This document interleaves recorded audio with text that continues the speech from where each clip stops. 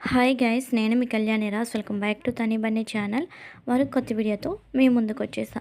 ఈ video Wednesday early morning అయితే ఇలా ఇల్లంతా కూడా క్లీన్ చేసి పెట్టేసి, ముందు వైపు ఉంది కదా వాకిలి, అటువైపు అయితే క్లీన్ చేసి చక్కగా చిన్న రంగోలి పెట్టుకున్నాను.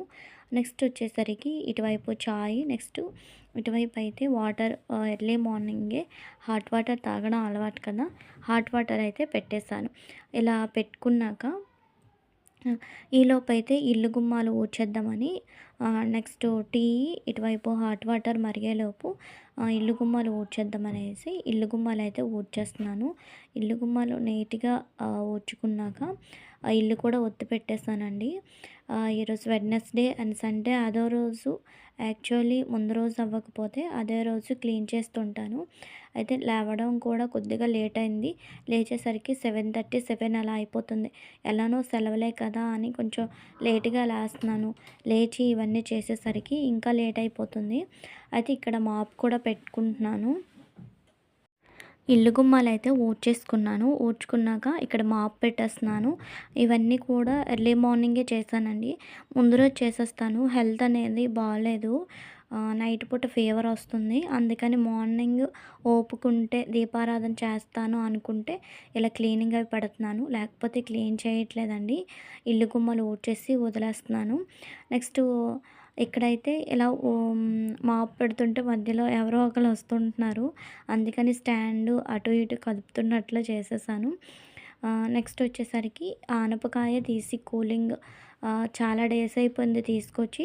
ఒక 4 డేస్ 5 డేస్ అలా అయిపోతుంది.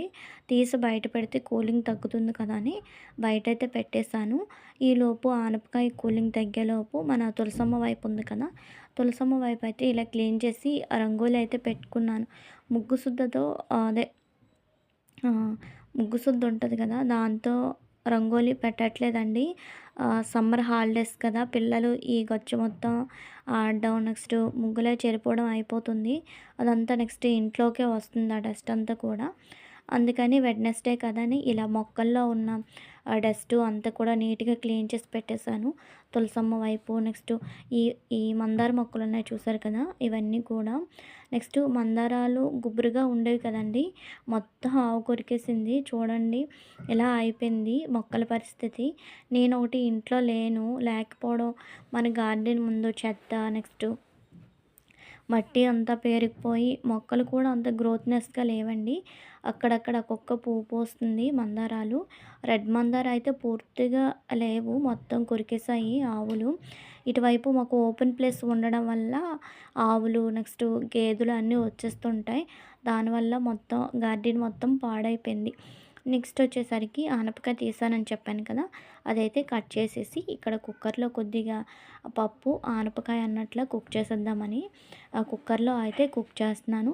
డైరెక్ట్గానే కుక్ చేసేస్తానండి. ఆనియను, నెక్స్ట్ అల్లం వెల్లుల్లి పేస్టు, పచ్చిమిర్చి, ఎండుమిర్చి, కరివేపాకు మామూలు పోపు పెట్టేసి దాంట్లోనే ఆనపకాయ ముక్కలు, పప్పు అయితే వేసేసి పోపు పెడుతుంటాను. వీడియో తీస్తుండగా కాలింది, అదే వేని చూపిస్తున్నాను. నెక్స్ట్ వచ్చేసరికి వంటంతా పూర్తయిన తర్వాత దీపారాధన చేసుకున్నాను. వెడ్నెస్డే అంటే ఇంట్లో ధూపం వేస్తుంటాను కదా, అయితే ధూపం అయితే వేసేసాను.